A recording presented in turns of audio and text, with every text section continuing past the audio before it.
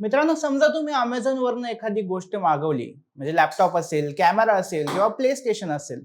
तुम्हाला ती गोष्ट मिळाली, तुम्ही ती वापरलीही आणि त्यानंतर तुम्हाला त्याचे पैसे परत मिळाले तर? म्हणजे वस्तूही तुमचीच, वर रिफंडमधून पैसेही परत आणि हे सगळं होणार फक्त थोडेसे पैसे भरून. खरं वाटत नाही ना? पण एका गँगने हेच करून Amazon कंपनीला तब्बल 30 कोटींपेक्षा मोठा गंडा घातलाय. आणि विशेष म्हणजे या गँगने आपल्या स्कॅमच्या माध्यमातून ग्राहकांचा जास्त फायदा करून दिला.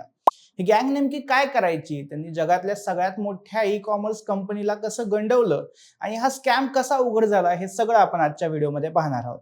नमस्कार, मी सुदेश आणि तुम्हाला तर माहिती आहे आपला विषयच भारी. सगळ्यात आधी आपण बघूया की रिफंड फ्रॉड म्हणजे नक्की काय असतं. ऑनलाईन शॉपिंगमध्ये जेव्हा एखादं प्रॉडक्ट डिलिव्हर होत नाही किंवा खराब वस्तू मिळते, तेव्हा ग्राहकाने जर आधीच ऑनलाईन पेमेंट केलं असेल तर कंपनी त्याला रिफंड देते, म्हणजे त्याचे पैसे परत करते. आता ही तर तशी एकदम सामान्य आणि विश्वासावर चालणारी प्रक्रिया आहे. पण याचाच फायदा एका गँगने घेतला. आरबीके नावाच्या एका गँगने टेलिग्राम चॅनलच्या माध्यमातून रिफंड सर्व्हिस देणारे एक रॅकेट तयार केलं. त्याने जाहिरात केली की तुम्ही Amazon वरून कितीही महागडी वस्तू विकत घ्या, आम्ही तुम्हाला त्याचे पैसे परत मिळवून देऊ आणि प्रॉडक्ट ही तुमच्याकडेच राहील. म्हणजे फुकट वस्तू मिळाल्यासारखं होतं. त्यामुळे त्यांच्या टेलिग्राम चॅनलवर हजारो लोक जॉईन झाले होते. आता हा स्कॅम नेमका व्हायचा कसा? लोक त्यांना टेलिग्रामच्या माध्यमातून संपर्क करत होते. कधी ग्राहकाने एखादी महागडी वस्तू आधीच घेतलेली असायची किंवा मग ही गँग आपल्या संपर्कात आलेल्या ग्राहकाला महागडी वस्तू घ्यायला सांगायचे. यामध्ये मग लॅपटॉप, ग्राफिक्स कार्ड, ड्रोन किंवा गेमिंग कन्सोल अशा गोष्टींचा समावेश असायचा. शक्यतो लाखभर रुपयांपेक्षा जास्तच किमतीची वस्तू ग्राहक घ्यायचे. ग्राहकाला पूर्ण पैसे भरून Amazon वरून ती वस्तू मागवावी लागत होती. वस्तू डिलिव्हर झाल्यानंतर ग्राहक आपल्या Amazon अकाउंटचे क्रेडेन्शियल्स म्हणजे लॉग इन आयडी आणि पासवर्ड या गँगला द्यायचे. यानंतर या गँगचे मेंबर्स त्या ग्राहकाच्या अकाउंटवरून Amazon कस्टमर सर्व्हिसला संपर्क करायचे. माझं पार्सल आलंच नाही किंवा नुसता बॉक्सच आला, आतमध्ये पार्सलच नव्हतं, अशी कंप्लेंट ते रेज करायचे. आता कंपनी काय असं पटकन कुणाचंही ऐकत नाही. पण या गँगने त्यावरचाही उपाय शोधून काढला होता. ते डायरेक्ट फेक पोलीस कंप्लेंट बनवायचे आणि त्याची पावती पुरावा म्हणून अपलोड करायचे. त्यानंतर मात्र Amazon कस्टमर सर्व्हिसला या कागदपत्रांवर विश्वास ठेवून रिफंड इनिशिएट करायला लागायचा. म्हणजे मूळ ग्राहकाला त्याच्या बँक अकाउंटला पूर्ण रक्कम परत मिळायची, वस्तू त्याच्याकडे असून सुद्धा. मग आता या सगळ्यात या गँगचा काय फायदा होता? तर प्रॉफिट शेअरिंग. या सगळ्या कामासाठी आरबीके गँगला ऑर्डरच्या एकूण रकमेच्या 15 ते 30% रक्कम मिळायची. म्हणजे समजा 1 लाख रुपये किमतीचा लॅपटॉप घेतला असेल तर त्यातले 15 ते 30 हजार या गँगला मिळायचे.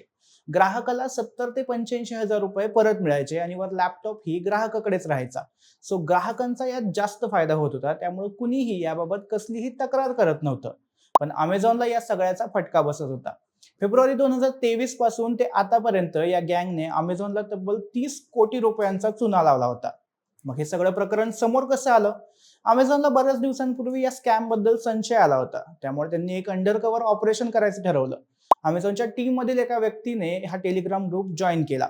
त्याने आरबीके गँगशी संपर्क साधला एक साधारण ग्राहक म्हणून.